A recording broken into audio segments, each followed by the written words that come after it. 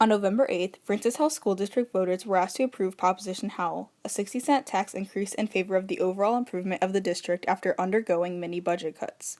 After the proposition was taken to the polls, it was shown that 52% of voters did not agree with this tax increase, resulting in the failure of Prop Howell. I understand when the patrons did not pass it, they personally don't see or haven't felt the cuts.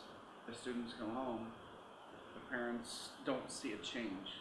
We do here, but they don't. The failure of this proposition now threatens school-provided transportation, middle, elementary, and some high school extracurricular activities, teacher training days, and even more job positions. The things that they're talking about cutting all extracurriculars for middle school and elementary schoolers, that's a huge thing. It's going to impact so many kids so much because that's like how they express themselves. Not everybody expresses themselves through academic work, which is I feel like all the school's going to be if they cut all that stuff. I think it takes away from the whole experience of high school.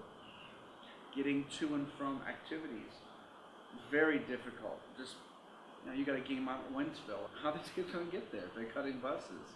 Despite these proposed cuts, the district is still striving to remain one of the best districts in St. Charles County. However, this may not be possible with the negative impact these cuts will have on the students. I think kids' education could potentially decrease if we don't have a budget increases in the next few years because we're not able to hire quality teachers with this and we're not rehiring teachers.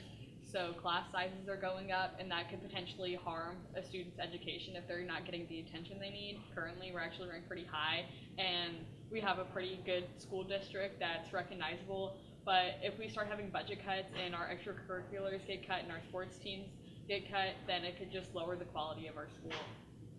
It's unknown if the district will try to put another tax increase on the ballot in the future, but one thing that's for sure is that students could begin noticing cuts as soon as next year.